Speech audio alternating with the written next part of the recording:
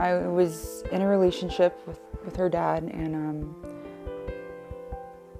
I just wasn't happy. I wasn't living my life like like the Lord wanted me to. I was 17 and I was pregnant. I was in a relationship, and it was not a good one. It was abusive. The boyfriend I had at the time was like, well, I can't help you. You just have to find somewhere to live. Only I can stay at my mom's house. I was doing drugs, and I found out I was pregnant with her, and I was living out of hotels, and my mom said, I found out about this place called Sunlight Home. Like at that point, I just had it. I was just like, what am I supposed to do? And I called, and Linda answered, and she was the new director now, and talked to see how the program works. She told me about it, so I agreed to come. And that was about almost 18 years ago. Yeah, so I packed my bags and got on the Greyhound bus and left that life behind, and never looked back.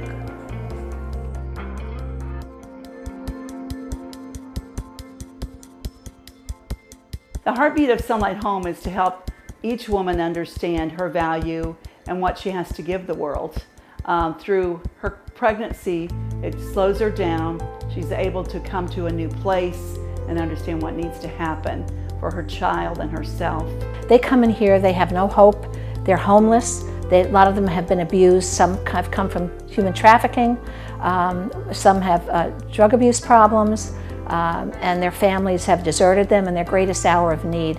And they're like at rock bottom. They have nowhere to turn. So we're there to welcome them to come in. So each one of the girls comes in with their own unique story. And that unique story we just take from right there, and then we go and we try to help her decide on what she wants to do. And I've always believed in their mission, and Linda is such a good example of how she helps these girls, gives them structure, which I think a lot of them need, and it just gives them family. I think that's the thing that they really need. They're saving lives and helping these young women get back on track with their life. The heartbeat is not only that, but just everybody that comes together to make this a success. And that's our goal. Lives changed, not just a place to stay. That's very important. They're broken and they need a place to stay and a safe place. And people are amazed that this is a home and not an institution, and it truly is. This is a home. And in process of starting the home, we were told it wasn't needed. We were told we wouldn't succeed. And yet these women are a testimony to the need, and that God has brought us through no matter what the financial situation was.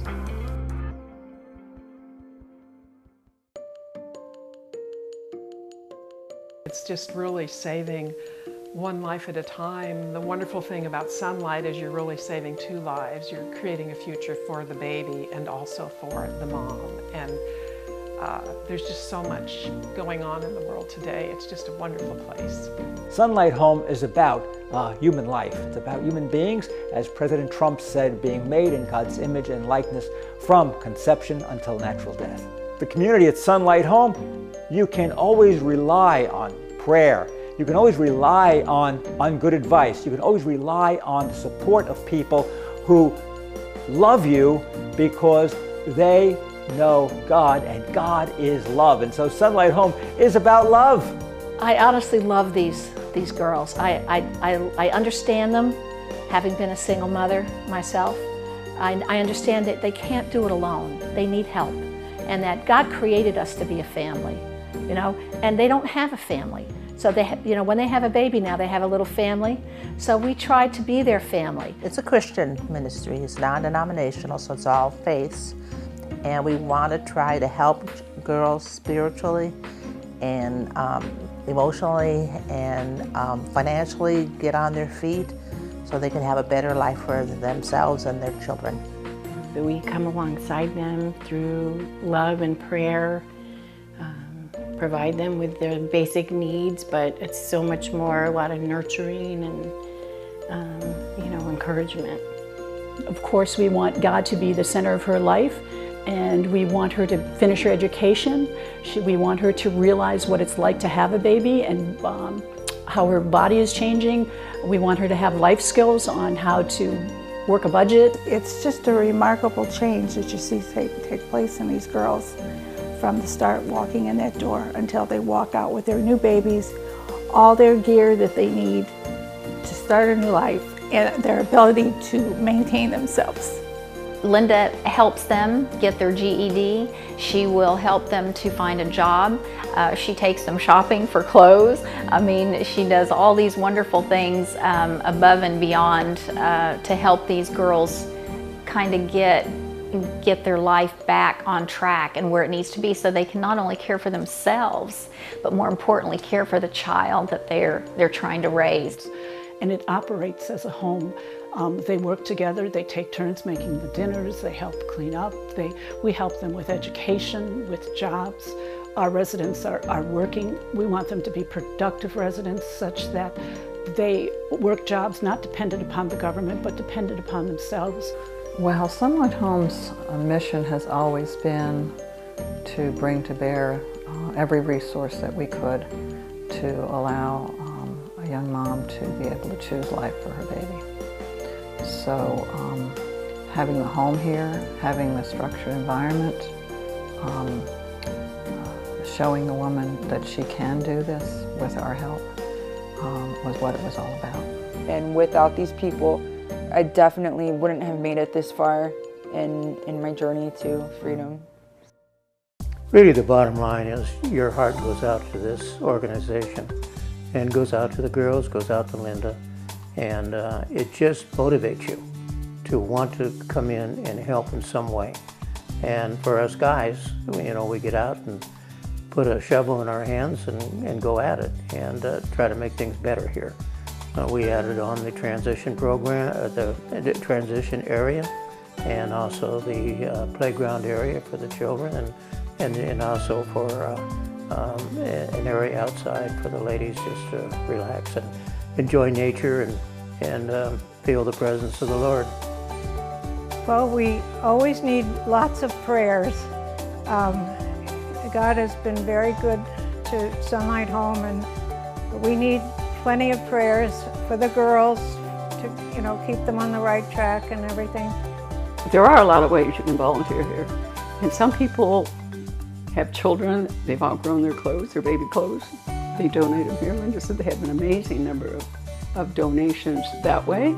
So many things you can do. You can donate diapers, you can donate food, you can donate money. Sunlight doesn't exist on government money. Sunlight exists on only donations from people who care. I run girls to doctor's appointments, take them to job interviews, take them to their jobs sometimes, to the daycare, clean, whatever comes up. It's one of those jobs you just do whatever comes up. We are completely funded by voluntary contributions, and so funding is needed. To be able to do the things we do, we want to provide that education, all the features. We have dental expenses and all sorts of things that these young ladies need. When you look at it, that we're really stewards for the Lord, and everything He's given us really belongs to Him. And He looks to us to take care of what He's given. And I just think it's so important that you can give of your time, of your resources, of your love, of your prayers to help an organization like this. Amen. So grateful for everybody that invest in this program, these two programs, the Ray of Hope program and the Transition to Hope, because it's life-changing for every mom that comes through that door, and for their children who have lived in this wonderful place to understand how they're cared about and how people love them way beyond whatever they've learned or experienced. Each woman who's come here, whether it's one day or 2 years, has just blessed me and strengthened my faith. And so I would just encourage people to volunteer and come and visit us and see, and you'll see with your eyes, what miracles can happen in these women's lives and in our lives. Sunlight, what a beautiful name, because it is sunlight. It's God's light, shining sometimes in the darkest of places, and once the light is there, we see the beauty. And that's what Sunlight Home is all about. It's God's beauty being made natural.